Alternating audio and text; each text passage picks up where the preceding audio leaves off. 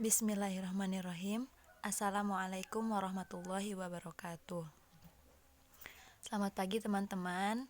Saya Rizky Rofiqutus Saadah mendapatkan tugas untuk mempresentasikan materi pertama mengenai sistem pers di Indonesia. Langsung saja, pembahasan yang akan saya paparkan pada kesempatan kali ini ada beberapa poin. Yang pertama mengenai pengertian pers, yang kedua teori sistem pers, yang ketiga karakteristik sistem pers di Indonesia, dan yang keempat perkembangan sistem pers di Indonesia. Kita masuk kepada pembahasan pertama. Pengertian pers. Pers adalah badan yang membuat penerbitan media massa secara berkala.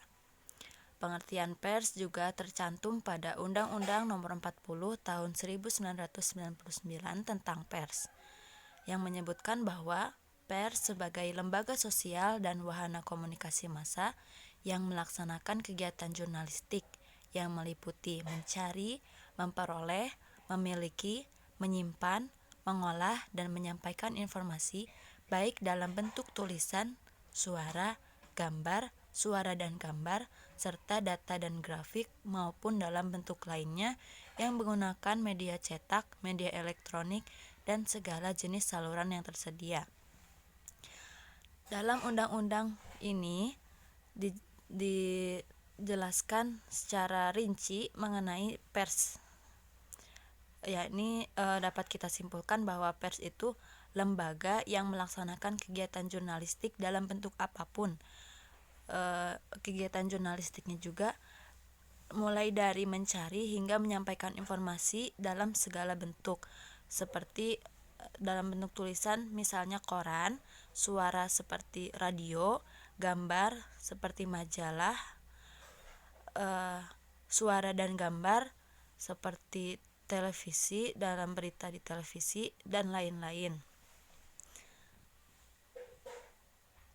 Yang disampaikan informasi tersebut secara berkala, karena jika hanya sekali penyampaian informasinya maka itu bukan disebut lembaga pers gitu. Selanjutnya adalah mengenai teori sistem pers. Dalam buku Four Theories of the Press yang ditulis oleh Wilbur Schramm dan kawan-kawannya dan para ahli lainnya, mereka mengemukakan ada 4 teori sistem pers. Yang pertama, pers otoritarian, pers libertarian, pers tanggung jawab sosial, dan pers komunis. Pers otoritarian atau pers otoriter seperti dalam artinya otoriter itu berarti kewenangan yang dimiliki oleh penguasa tertinggi, atau bisa kita artikan sebagai pemerintah yang dapat memerintah orang lain untuk mencapai tujuan yang ia maksud. Dalam sistem pers otoritarian ini, kegiatan pers diatur dan diawasi oleh pemerintah, dan pers digunakan sebagai sarana untuk mempertahankan status kekuasaan. Yang kedua ada sistem pers libertarian atau liberal. Liberal berarti memberikan kebebasan, sehingga pers diberi kebebasan dalam menyampaikan kebenaran. Tidak ada batasan hukum yang menghalangi media massa. Pemerintah tidak bisa melarang atau melakukan penyensoran terhadap pers dalam menyampaikan informasinya.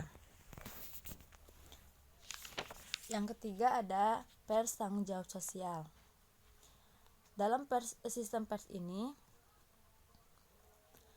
pers tetap mendapatkan kebebasan, namun diharuskan untuk memegang tanggung jawab sesuai dengan nilai dan norma yang ada di masyarakat. Yang selanjutnya adalah pers komunis.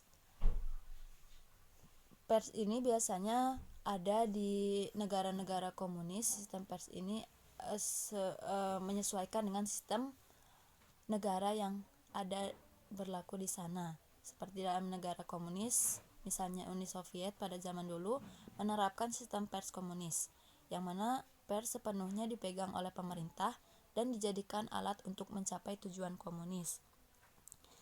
Pers dipakai untuk perkembangan dan perubahan masyarakat agar mencapai tahap kehidupan komunis. Selanjutnya adalah karakteristik sistem pers di Indonesia. Indonesia memiliki ideologi Pancasila. Dalam nilai-nilai ideologi tersebut terkandung makna yang sesuai dengan sistem pers tanggung jawab sosial, sehingga sistem pers tanggung jawab yang berlaku di Indonesia mengacu pada teori sistem pers tanggung jawab sosial. Karakteristiknya antara lain, yang pertama, melayani sistem politik dengan menyediakan informasi, diskusi, dan perdebatan tentang masalah yang dihadapi masyarakat. Yang kedua, memberi penerangan dan informasi kepada masyarakat, menjadi pengawas kinerja pemerintah, melayani sistem ekonomi melalui media periklanan yang dapat mempertemukan antara pembeli dan penjual melalui iklan.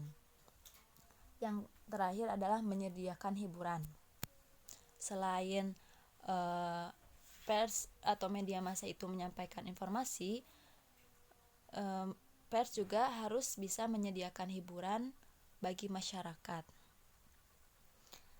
Pembahasan terakhir kita adalah sistem pers di Indonesia. Kita akan mengupas satu persatu dari masa ke masa. Yang pertama adalah sebelum masa kemerdekaan. Pada masa ini, surat kabar masih mutlak dikuasai oleh penguasa kolonial dan hanya tersedia dalam bahasa Belanda. Isi beritanya seputar kehidupan orang-orang Eropa dan tidak berkaitan dengan kehidupan masyarakat Indonesia. Namun, menjelang kebangkitan nasional, para pekerja pers, terutama para redakturnya, mulai berasal dari peranakan Tionghoa dan orang-orang Indonesia atau pribumi. Sehingga pers dijadikan alat juang untuk mencapai kemerdekaan. Para pejuang pada masa itu menjadikan pers sebagai alat untuk menyebarkan semangat juang untuk agar bisa terlepas dari jajahan Belanda kolonial pada saat itu. Yang kedua adalah masa pasca kemerdekaan. Yang akan kita bahas ini pada masa demokrasi liberal. Pers mendapatkan kebebasan untuk memberi pengaruh dan dukungan pendapat umum. Sistem yang diterapkan adalah sistem pers liberal sesuai dengan sistem pemerintahan pada masa itu. Pers mewakili aliran politik yang saling bertentangan, menyalahgunakan kebebasan, tapi terkadang pers juga menyalahgunakan kebebasan pers yang dapat melampaui batas kesopanan, sehingga banyak warga-warga yang merasa pers itu sudah kebablasan, istilahnya seperti itu ya. Kemudian dilanjut dengan kepemimpinan pada masa demokrasi terpimpin yang kembali merenggut kebebasan pers. Di masa demokrasi terpimpin ini mulai banyak pemberedelan bagi para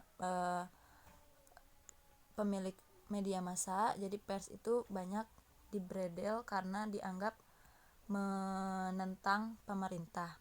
Lebih lengkapnya bisa kita baca sama-sama dalam artikel yang telah saya tulis. Yang ketiga adalah era Orde Baru. Pers kembali mendapatkan pembatasan dengan adanya aturan SUPP atau Surat Izin Usaha Penerbitan Pers di zaman pemerintahan Soeharto. Jika pers menyiarkan berita yang menyinggung pemerintah, maka pemerintah tak segan melakukan pemberedelan atau pencabutan izin penyiarannya, seperti yang ada di sistem pemerintahan yang pada masa demokrasi terpimpin sebelumnya ya. Sistem pers yang otoriter ini pada masa Orde Baru memaksa pers untuk tunduk kepada pemerintah, dan pers juga diawasi secara ketat oleh DPEN atau Departemen Penerangan. Yang keempat adalah era reformasi. Pada era reformasi ini, pers menganut sistem tanggung jawab sosial ditandai dengan dikeluarkannya Undang-Undang Nomor 40 Tahun 1999. Pemerintah memberi kebebasan pers dengan syarat tetap mempertahankan nilai dan norma yang berlaku. Pers dapat berkembang pesat setelah terlepas dari belenggu di masa Orde Baru sebelumnya. Pers pada masa ini berkembang karena diikuti dengan kehadiran teknologi digital yang makin maju hingga saat ini. Demikian presentasi yang dapat saya sampaikan pada kesempatan kali ini. Semoga dapat bermanfaat. Mohon maaf apabila banyak kesalahan. Wassalamualaikum warahmatullahi wabarakatuh.